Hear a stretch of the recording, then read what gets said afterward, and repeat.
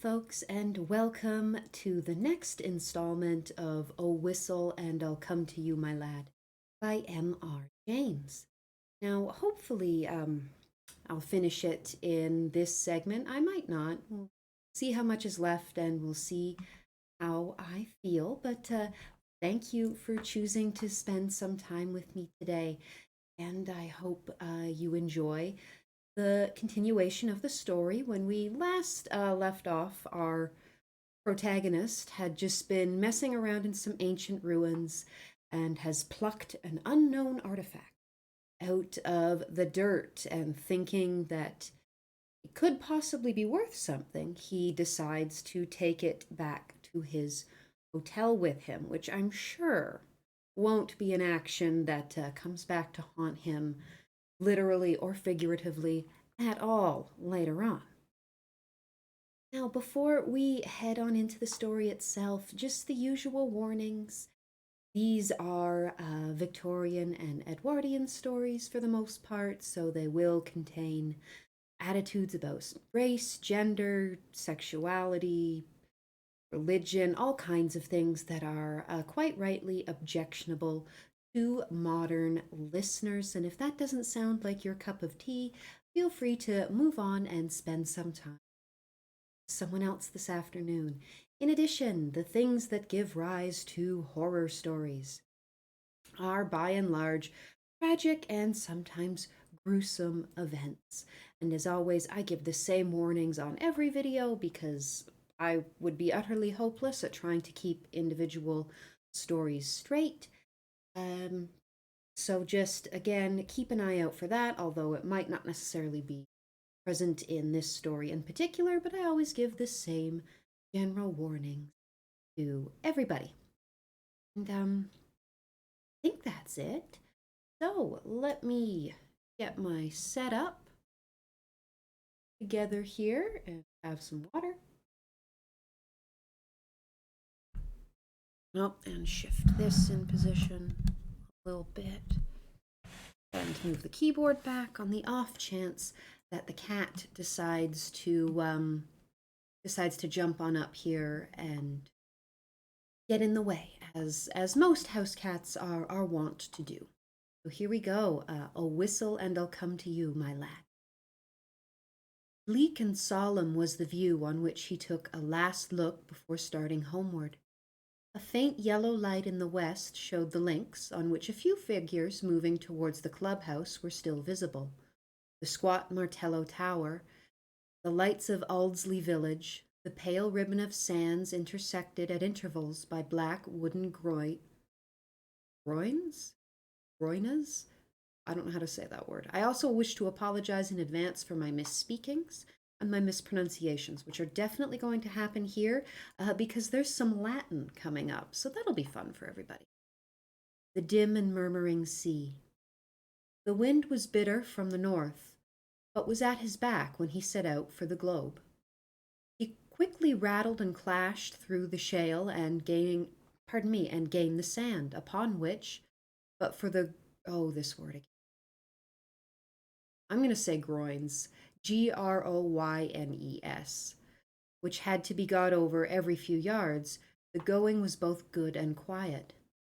One last look behind to measure the distance he had made since leaving the ruined Templars' church showed him a prospect of company on his walk, in the shape of a rather indistinct personage, who seemed to be making great efforts to catch up with him, but made little, if any, progress. I mean that there was an appearance of running about his movements, but that the distance between him and Parkins did not seem materially to lessen. Maybe the guy's just slow. Come on, man.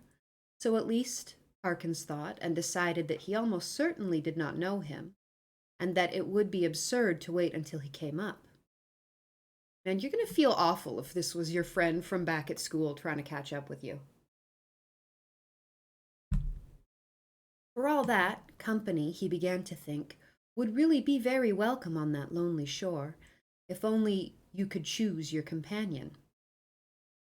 In his unenlightened days, he had read of meetings in such places, which even now would hardly bear thinking of. Oh, So he doesn't believe in the supernatural, according to the previous part we've read, but he's clearly got some sort of apprehension about being alone with a stranger in a very isolated part of the town. Although he's probably thinking of like very much corporeal criminals and not like monsters and stuff. He went on thinking of them, however, until he reached home, and particularly of one which catches most people's fancy at some time of their childhood. Now I saw in my dream, pardon me, now I saw that in my dream that Christian had gone but a very little way when he saw a foul fiend coming over the field to meet him. Oh, okay, so he is thinking of supernatural stuff, despite thinking that he was above it in the first part.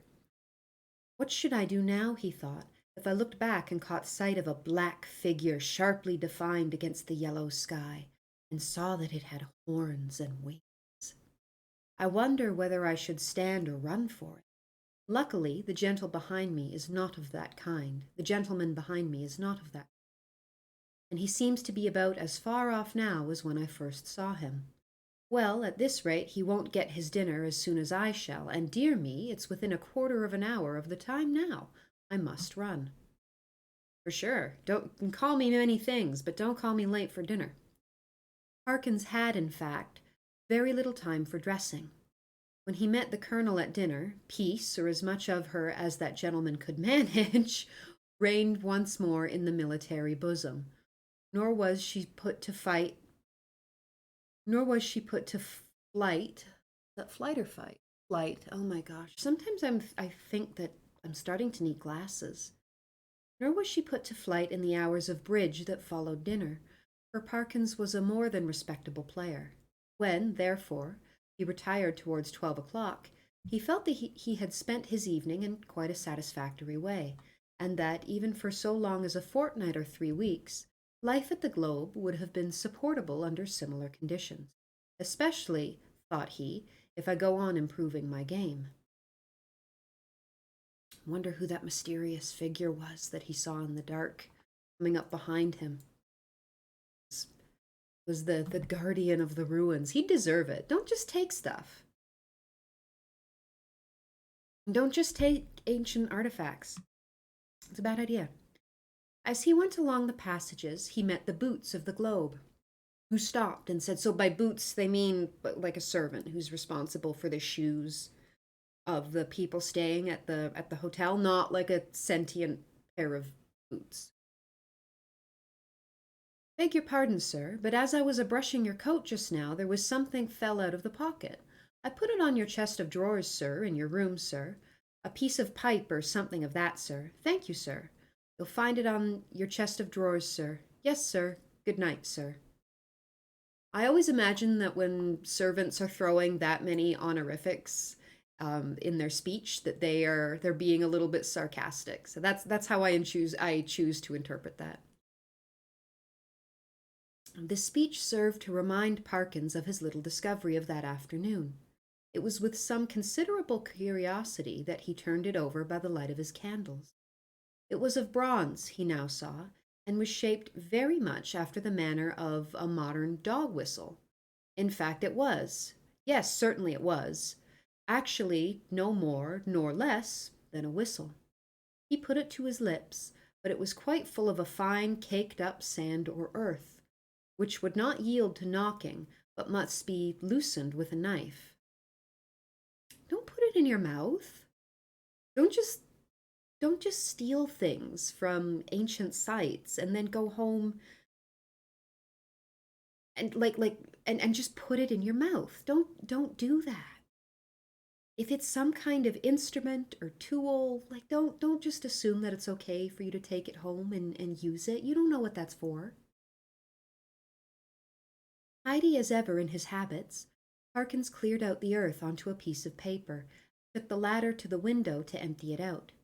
The night was clear and bright, as he saw when he opened the casement, and he stopped for an instant to look at the sea, and note a belated wanderer stationed on the shore in front of the inn.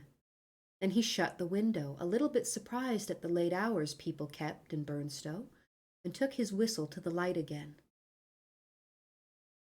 Spooky. Why, surely there were marks on it, and not merely marks, but letters. A very little rubbing rendered the deep-cut inscriptions quite legible, but the professor had to confess, after some earnest thought, that the meaning of it was as obscure to him as the writing on the wall to Belshazzar.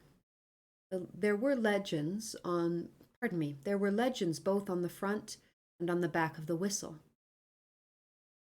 The one read thus, and I do apologize.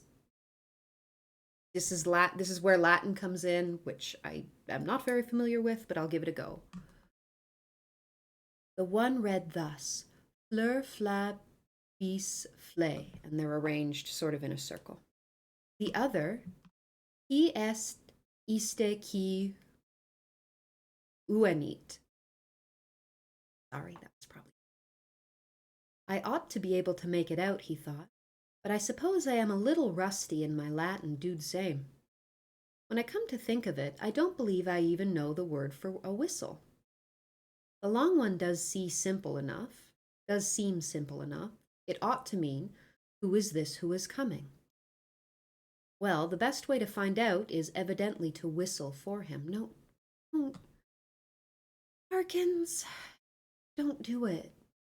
Don't do it, man. Don't blow the whistle. It's engraved in Latin that you can't read. You don't know what's going on. Don't use the whistle. But of course, he blew tentatively because he probably doesn't consume much horror literature, and stopped suddenly, startled and yet pleased at the note he had elicited. It had a quality of infinite distance in it, and, soft as it was, he somehow felt it must be audible for miles around. It was a sound, too, that seemed to have the power, which many scents possess, of forming pictures in the brain. He saw quite clearly for a moment a vision of a wide, dark expanse at night, with a fresh wind blowing, and in the midst a lonely figure. How employed, he could not tell. Perhaps he would have seen more had not the picture been broken by the sudden surge of a gust of wind against the casement, so sudden that it made him look up, just in time to see the white glint of a sea-bird's wing somewhere outside. The sound of the whistle had so fascinated him that he could not help trying it once more, this time more boldly. The note was little, if at all, louder than before, and repetition broke the illusion. No picture followed, as he had half hoped it might. But what is this? Goodness, what force the wind can get up in a few minutes! What a tremendous gust! There, I knew that window fastening was no use. Ah, I thought so, both candles out. It's enough to tear the room to pieces. So you've been blowing a creepy old whistle on which there is an inscription that you're not really sure of. You've had visions of a creepy figure. There's a weird creepy figure outside. And now the wind has come up. And this is the point where if it was a movie, the music would get very music-y indeed. The first thing was to get the window shut. While you might count 20, Parkins was struggling with the small casement, and felt almost as if he were pushing back a sturdy burglar, so strong was the pressure. It slackened all at once, and the window banged to. Pardon me. I feel like I'm misspeaking a lot in this particular video. I apologize. It slackened all at once, and the window banged to and latched itself. Well, that's handy. Now to relight the candles and see what damage, if any, had been done. No, nothing seemed amiss. No glass even was broken in the casement. That's good, as the inn would probably make you pay for it. But the noise had evidently roused at least one member of the household. The colonel was to be heard stumping in his stockinged feet on the floor above, and growling. Quickly as it had risen, the wind did not fall at once. On it went, moaning and rushing past the house. at times rising to a cry so desolate that, as Parkins disinterestedly said, it might have made fanciful people feel quite uncomfortable, but not him, I'm sure. Even the unimaginative, he thought, after a quarter of an hour, might be happier without it. Bit fond of his value judgments, is this Parkins dude. Whether it was the wind, or the excitement of golf, or of the researches in the preceptory that kept Parkins awake, he was not sure. I also don't sit in chairs like a normal person, so here we go. Awake he remained, in any case, long enough to fancy, as I am afraid I often do myself under such conditions, that he was the victim of all manner of fatal disorders. He would lie counting the beats of his heart, convinced that it was going to stop work every moment, and would entertain grave suspicions of his lungs, brain, liver, etc., suspicions which he was sure would be dispelled by the return of daylight, but which until then refused to be put aside. He found a little vicarious comfort in the idea that someone else was in the same boat. A near neighbor, in the darkness it was not easy to tell direction, was tossing and rustling in his bed too. Yeah, it always feels a little bit better if you know that at the very least you're not up by yourself. The next stage was that Parkins shut his eyes and determined to give sleep every chance. Here again overexcitement asserted itself in another form, that of making pictures. Oh God, Latin. Experto crede. Pictures do come to the closed eyes of one trying to sleep, and are often so little to his taste that he must open his eyes and disperse them. Parkins' experience on this occasion was a very distressing one. He found that the picture which presented itself to him was continuous. When he opened his eyes, of course, it went, but when he shut them once more, it framed itself afresh and acted itself out again, neither quicker nor slower than before. And what he saw was this. A long stretch of shore, shingle edged by sand and intersected at short intervals with black groins. I'm just going to say groins, running down to the water. A scene, in fact, so like that of his afternoon's walk that, in absence of any landmark, it could not be distinguished therefrom. The light was obscure, conveying an impression of a gathering storm, late winter evening, and slight cold rain. On this bleak stage, at first no actor was visible. Then, in the distance, a bobbing black object appeared. A moment more, and it was a man running, jumping, clambering over the groins, and every few seconds looking eagerly back. The nearer he came, the more obvious it was that he was not only anxious, but even terribly frightened, though his face could not be distinguished. He was, moreover, almost at the end of his strength. On he came. Each successive obstacle seemed to cause him more difficulty than the last. Will he get over this next one? Thought Parkins. It seems a little higher than the others. Yes, half climbing, half throwing himself, he did get over, and fell all in a heap on the other side, the side nearest to the spectator. There, as if really unable to get up again, he remained crouching under the groin, looking up in an attitude of painful anxiety. So far, no cause whatever for the fear of the runner had been shown, but now there began to be seen, far up the shore, a little flicker of something light-colored, moving to and fro with great swiftness and irregularity. Rapidly growing larger, it too declared itself as a figure in pale, fluttering drapery, ill-defined. There was something about this motion which made Parkins very unwilling to see it at close quarters. It would stop, raise arms, bow itself towards the sand, then run stooping across the beach to the water edge and back again, and then, rising upright, once more continue its course forward at a speed that was startling and terrifying.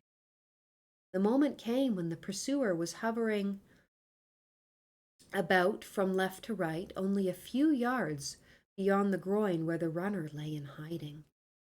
After two or three ineffectual castings hither and thither, it came to a stop, stood upright with arms raised high, and then darted straight forwards towards the groin.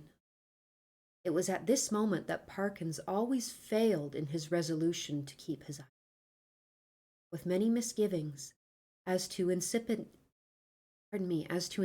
failure of eyesight, overworked brain, excessive smoking, and so on, he finally resigned himself to light his candle, get out a book, and pass the night waking, rather than be tormented with this persistent paranoia or panorama, which he saw clearly enough could only be a morbid reflection of his walk and thoughts from that very day.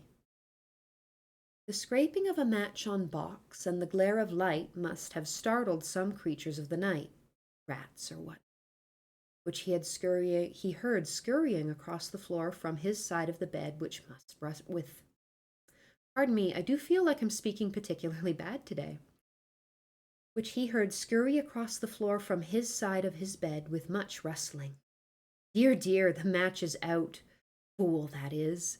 But the second one burnt better, and a candle and book were duly procured, over which Parkins pored till sleep of a wholesome kind came upon him, and that in no long space. For about the first time in his orderly and prudent life, he forgot to blow out the candle, and when he was called next morning at 8, there was still a flicker in the socket and a sad mess of guttered grease on the top of the little table.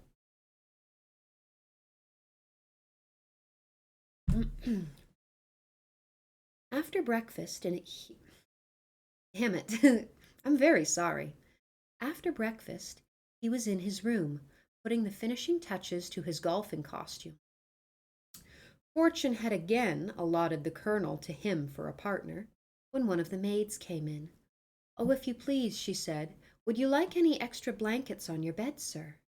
"Ah, thank you," said Parkins. "Yes, I think I should like one. It seems likely to turn rather colder."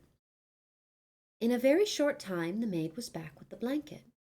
"Which bed should I put it on, sir?" she asked. "What? Why, the one I slept in last night," he said, pointing to it. "Oh, yes, I beg your pardon, sir, but you seem to have tried both of 'em. Leastways, we had to make 'em both in the morning." "Really? How very absurd," said Parkins. "I certainly never touched the other, except to lay some things out on it. Did it actually appear to have been slept in?" "Oh, yes, sir," said the maid. "Why, all the things was crumpled and thrown about all ways, if you'll excuse me, sir, quite as if someone who hadn't passed but a very poor night, sir." "Dear me," said Parkins. "Well, I may have disordered it more than I thought when I unpacked my things. I'm very sorry to have given you the extra trouble, I'm sure. I expect a friend of mine soon, by the way, a gentleman from Cambridge, to come and occupy it for a night or two. That will be all right, I suppose, won't it?" I do like that he apologized for making more work for her. "Oh, yes, to be sure, sir. Thank you, sir. Thank you, sir. It's no trouble, I'm sure," said the maid, and departed to giggle with her colleagues. Parkins set forth with a stern determination to improve his game. I am glad to be able to report that he succeeded so far in this enterprise that the colonel, who had been rather repining at the prospect of a second day's play in his company, became quite chatty as the morning advanced, and his voice boomed over the flats, as certain also of our own minor poets have said, like some great burden in a minster tower. "Extraordinary wind that we had last night," he said. "In my old home we should have said someone had been whistling for it." "Should you indeed?" said Parkins. "Is there a superstition of that kind still current in your parts of the country?" "I don't know about superstition," said the colonel. "They believe it all over Denmark and Norway, as well as on the Yorkshire coast, and my experience is, mind you, that there's generally something at the bottom of what these country folk hold to, and have held to for generations. But it's your drive, or whatever it might have been. The golfing reader will have to imagine more appropriate digressions at the proper intervals. Yeah, I wouldn't know what any of that's called either. When the conversation was resumed, Parkins said, with a slight hesitancy, "Apropos of what you were saying just now, Colonel, I think I ought to tell you that my own views on such subjects are very strong. I am, in fact, a convinced disbeliever in what is called the supernatural." Parkins is just one of those people, isn't he? He's one of those know it all, I can explain everything kinds of people that you really want to be haunted. "What?" said the colonel. "You mean to tell me that you don't believe in second sight or ghosts or any of that kind?" "In nothing whatever of that kind," returned Parkins firmly.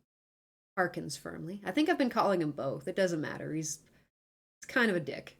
"Well," said the colonel, "but it appears to me at that rate, sir, that you must be little better, oh God, I don't know this word. You must be little better than a Sadducee." Parkins was on the point of answering that, in his opinion, the Sadducees were the most sensible people he had ever read of in the Old Testament, but feeling some doubt as to whether much mention of them was to be found in that work, he preferred to laugh the accusation off. "Oh, he's also got an answer for everything. Oh, I hate people like just they can just be so unpleasant to have conversations with." "Perhaps I am," he said, "but here, give me my cleek, boy. Excuse me one moment, Colonel." A short interval. "Now, as to whistling for the wind, let me give you my theory about it." Oh God, here we go. "The laws which govern winds are really not at all perfectly known to fisher folk and such, of course." Dick. "Not known at all. A man or woman of eccentric habits, perhaps, or a stranger, is seen repeatedly on the beach at some unusual hour, and is heard whistling. Soon afterwards, a violent wind rises. A man who could read the sky perfectly, or who possessed a barometer, could have foretold you that it would. The simple people of a fishing village have no barometers, and only a few rough rules for prophesying weather." Okay, this guy's an asshole. "What more natural than the eccentric personage I postulated should be regarded as having raised the wind, or that she should clutch eagerly at the reputation of being able to do so? Now take last night's wind, as it happens. I myself was whistling. I blew a whistle twice, and the wind seemed to come absolutely in answer to my call. If anyone had seen me, yeah, this guy's a bit of a know-it-all. I don't like Parkins. Again, he's the kind of person that you want to get haunted. The audience had been a little restive under this harangue, and Parkins had, I fear, fallen somewhat into the tone of a lecturer. But at the last sentence, the colonel stopped. "Whistling, were you? And what sort of whistle did you use? Play this stroke first." Interval. Ugh, itchy nose. He knows. "About the whistle you were asking, Colonel, it's a rather curious one. I have it in my. No, I see I've left it in my room. As a matter of fact, I found it yesterday." Sorry, my nose is itchy. They're still doing work in the building, and it's just not given my allergies any rest at all.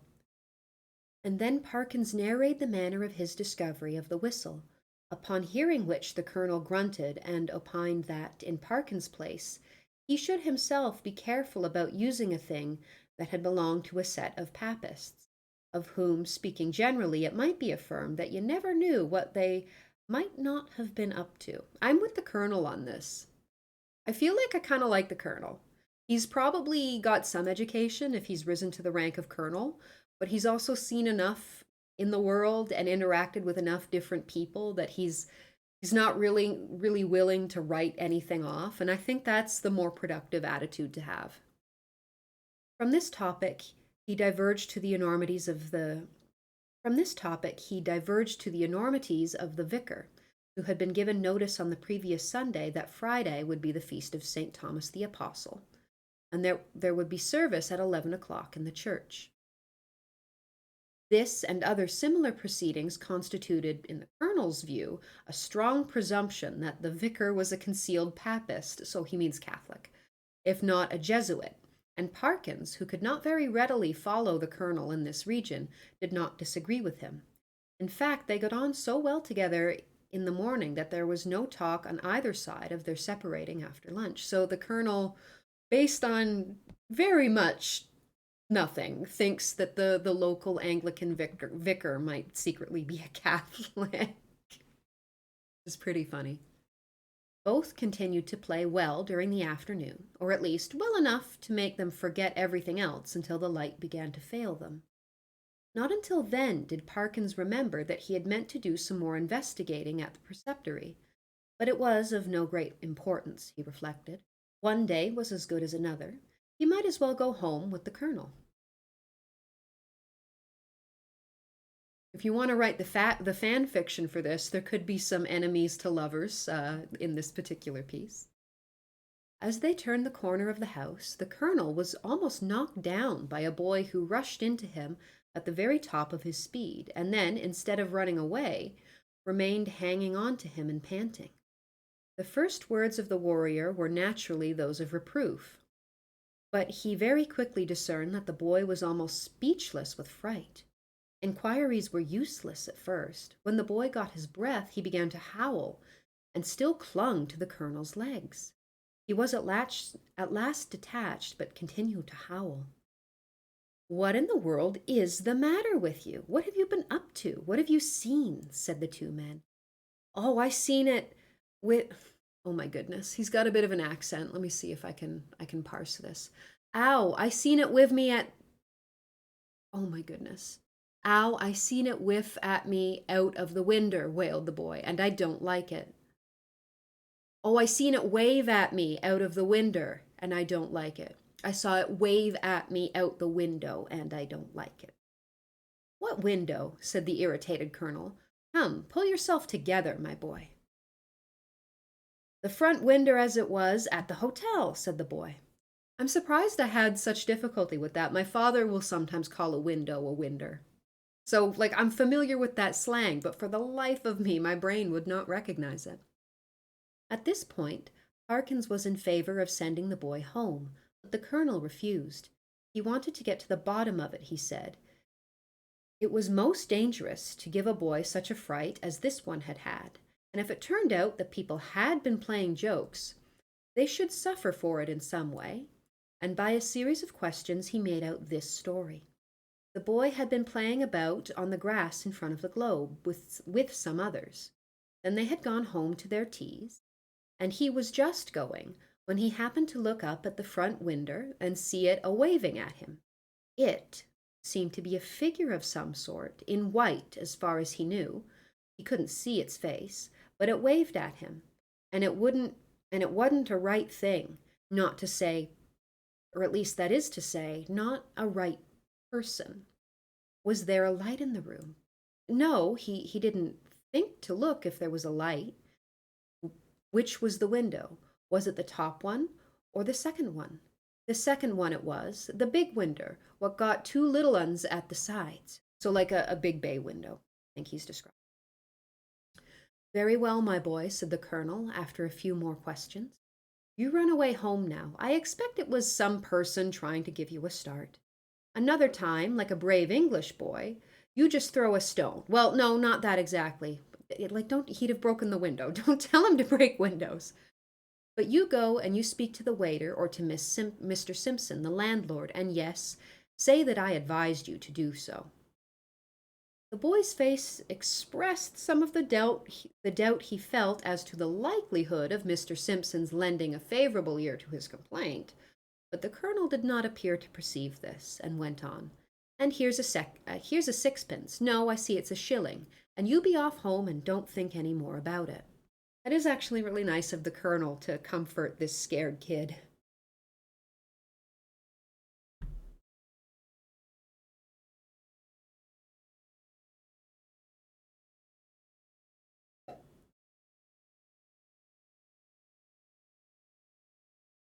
The youth hurried off with agitated thanks, and the colonel and Parkins went round to the front of the globe and reconnoitered. There was only one window answering to the description that they had been hearing. Well, that's curious, said Parkins. It's evidently my window that the lad was talking about. Will you come up for a moment, Colonel Wilson? We ought to be able to see if anyone has been taking liberties in my room. I know we've been going for a little while yet, but there's not too much left. So I promise we'll get through it all in one go. It'll be a bit of a long video, but we'll get through it. They were soon in the passage, and Parkins made as if to open the door. Then he stopped and felt in his pockets. This is more serious than I thought, was his next remark. I remember now that before I started this morning, I locked the door. It is locked now, and what is more, here is the key, and he held it up. Now, he went on, if the servants are in the habit of going into one's room during the day when one is away, I can say only that, well, that I don't approve of it at all. Conscious of a somewhat weak climax, he busied himself in opening the door, which was indeed locked, and in lighting the candles. No, he said, nothing seems disturbed. I mean, it's also reasonable to assume that the hotel itself probably has a spare key to the rooms. Except your bed, put in the colonel. Excuse me, that isn't my bed, said Parkins. I don't use that one. But it does look as if someone has been playing tricks with it. It certainly did. The clothes were bundled up and twisted together in a most tortuous confusion. Parkins pondered. That must be it, he said at last. I disordered the clothes last night in unpacking, and they haven't made it since. Perhaps they came in to make it, and that boy saw them through the window, and then they were called away and locked the door after them. Yes, I think that must be it. Well, bring and ask, said the colonel, and this appealed to Parkins as practical. The maid appeared, and to make a long story short, deposed that she had made the bed in the morning when the gentleman was in the room, and hadn't been there since. No, she hadn't no other key. Mr. Simpson, he kept the keys. He'd be able to tell the gentleman if anyone had been up. This was a puzzle. Investigation showed that nothing of value had been taken, and Parkins remembered the disposition of the small objects on tables and so forth well enough to be pretty sure that no pranks had been played with them. Mr. and Mrs. Simpson, furthermore, agreed that neither of them had given the duplicate key of the room to any person whatever during the stay. Nor could Parkins, fair-minded man as he was, detect anything in the demeanor of master, mistress, or maid that indicated guilt. He was much more inclined to think that the boy had been imposing on the colonel. The latter was unwontedly silent and pensive at dinner throughout the evening. When he bade good night to Parkins, he murmured in a gruff undertone, You know where I am if you want me during the night.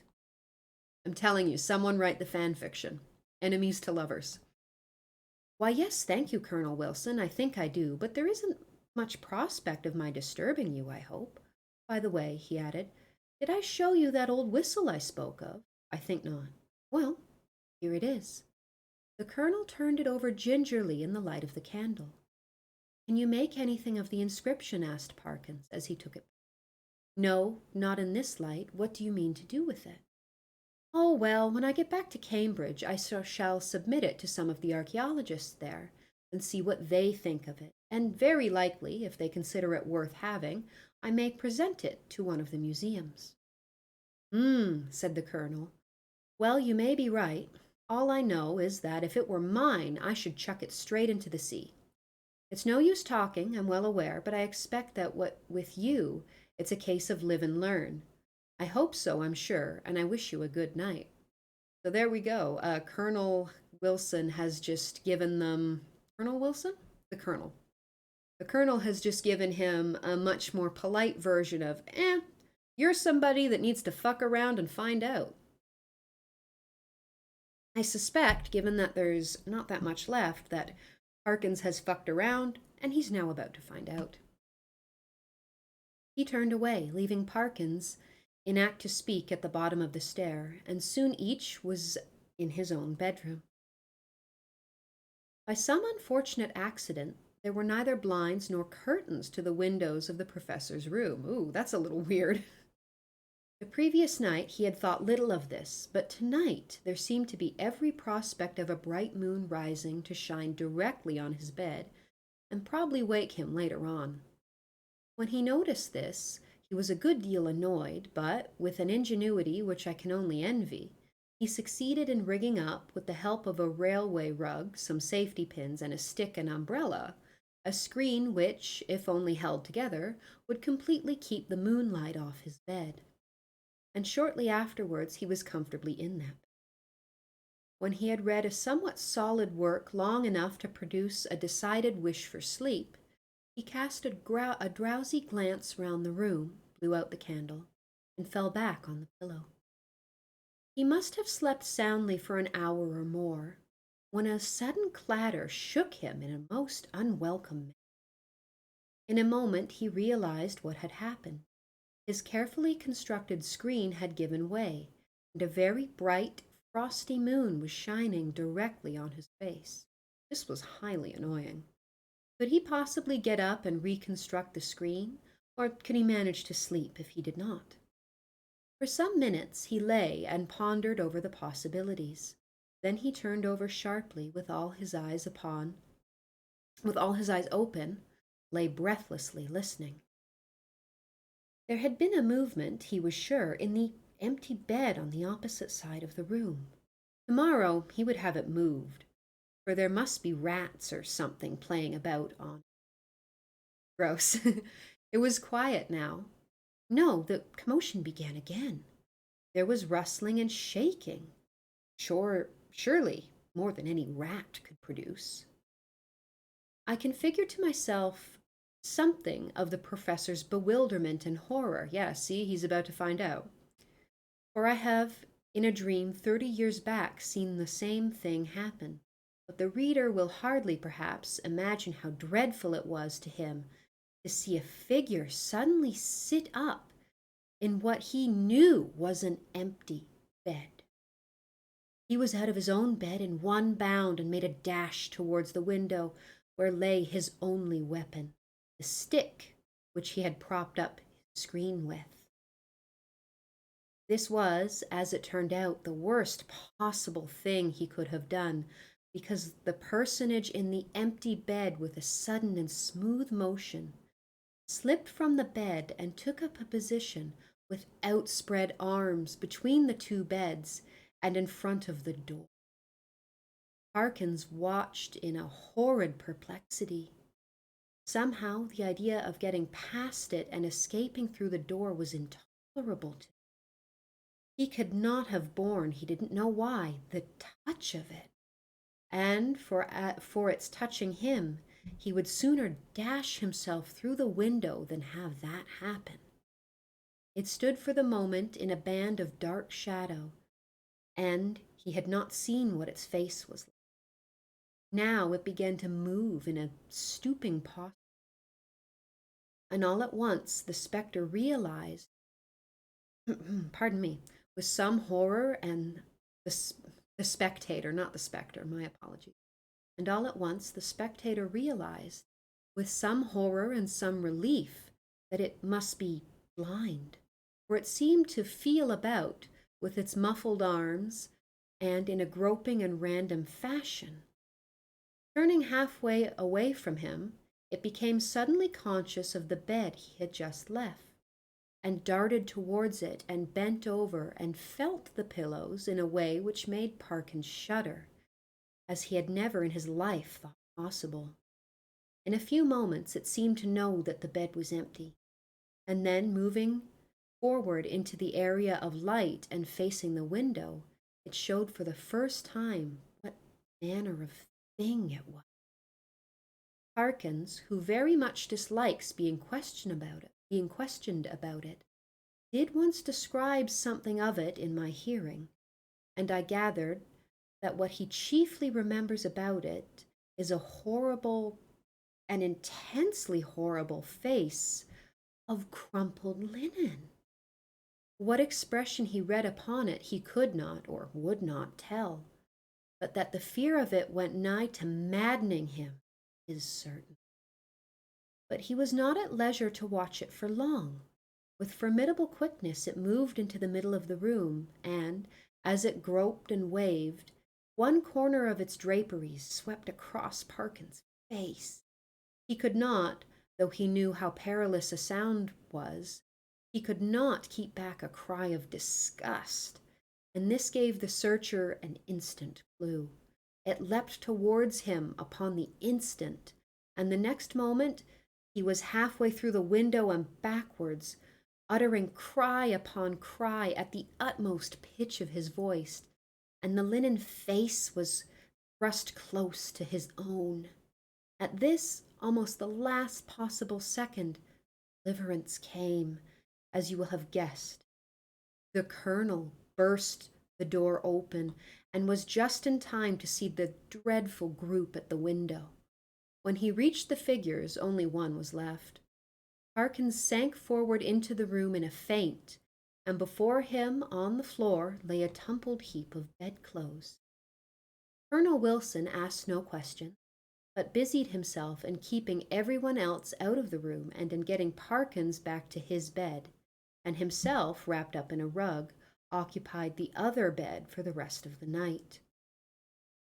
Early on the next day, Rogers arrived, more welcome than he would have been a day before, and the three of them held a very long consultation in the professor's room. At the end of it, the colonel left the hotel carrying a small object between his finger and thumb, which he cast as far into the sea as a very brawny arm could send it. Later on, the smoke of a burning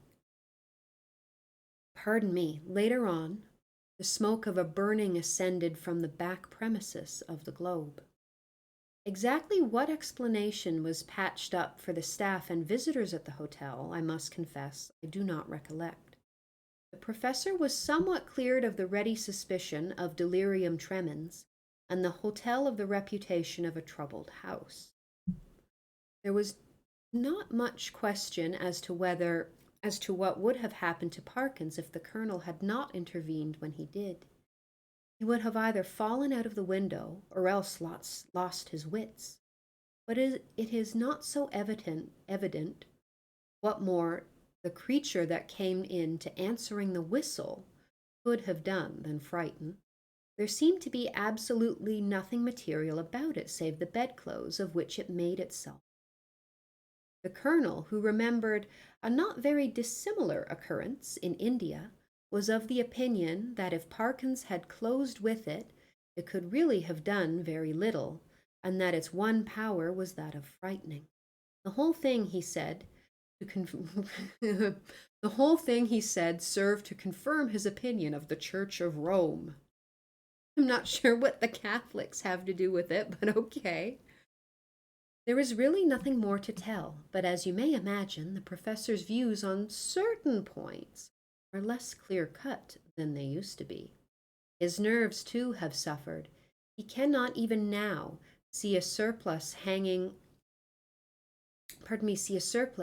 on a door quite unmoved, and the spectacle of a scarecrow in a field late on a winter afternoon has cost him more than one sleepless night. And that is the end of A Whistle and I'll Come to You, My Lad, by M.R. James. I hope you have enjoyed it. It just goes to show you that you should not mess around with ancient artifacts that you don't know anything about. This story is a really good example of, fuck around and find out, even though, as the colonel postulates, it's entirely possible that the ghost couldn't have actually done anything to Parkins. I don't know about you guys, but I would not want to stick around and find out. Thank goodness for the colonel in the end. So thank you for spending some time with me here today. Thank you for joining me for the conclusion of this story. If you liked the video, please click the like button, subscribe to the channel. I feel like I stumbled over my words a lot this time, and I do apologize. And if there is a story that you would like me to read, please just pop it down the comments, and I hope you and your loved ones are all safe and well. So, goodbye until next time and our next spooky story.